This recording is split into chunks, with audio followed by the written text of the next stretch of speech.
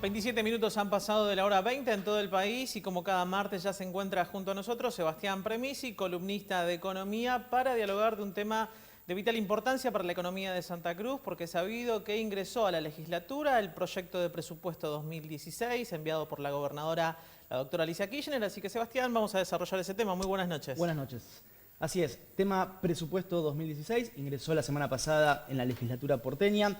A grandes rasgos vamos a decir que el total de gasto público, inversión que prevé este presupuesto son 30.000 millones de pesos.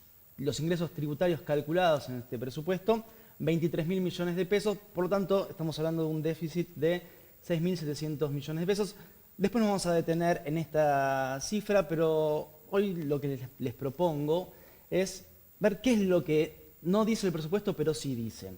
En su carta del 10 de marzo, la gobernadora le dijo a Rogelio Frigerio, el ministro del Interior, que producto de las políticas económicas del gobierno nacional, muy probablemente la provincia iba a recibir menos recursos de coparticipación a raíz de la merma de la actividad económica, producto de la devaluación, por ejemplo, o lo que es la quita de retenciones.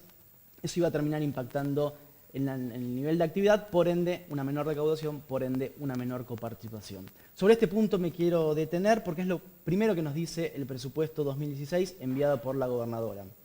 En 2015, estamos hablando del presupuesto del año pasado, la provincia recibió un incremento de los recursos de la coparticipación del 37%.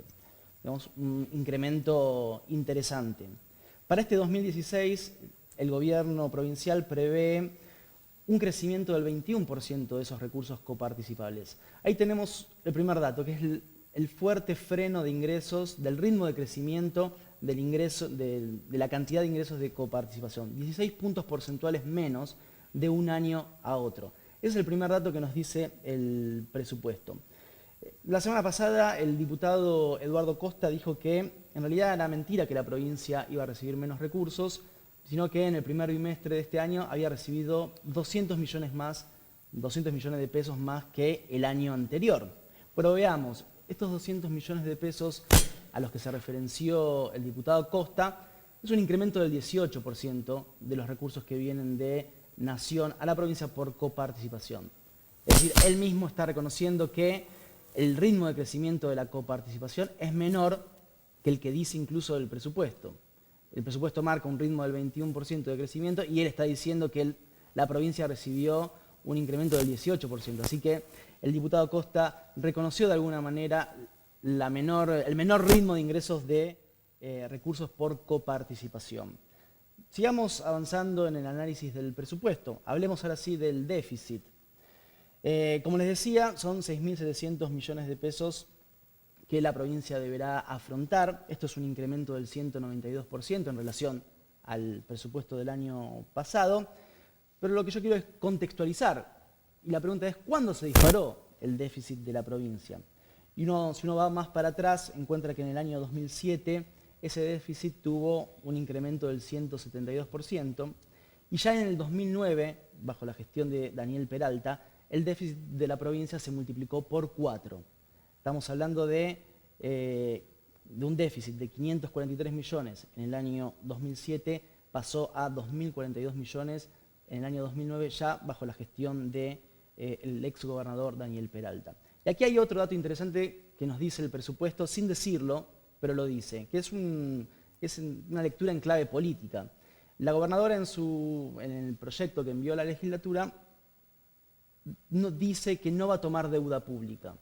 Y esto es un dato interesante porque en un contexto donde desde el gobierno nacional están proponiendo que los gobernadores tomen deuda pública para financiar sus gastos corrientes, la provincia está diciendo que en este año no va a tomar deuda pública.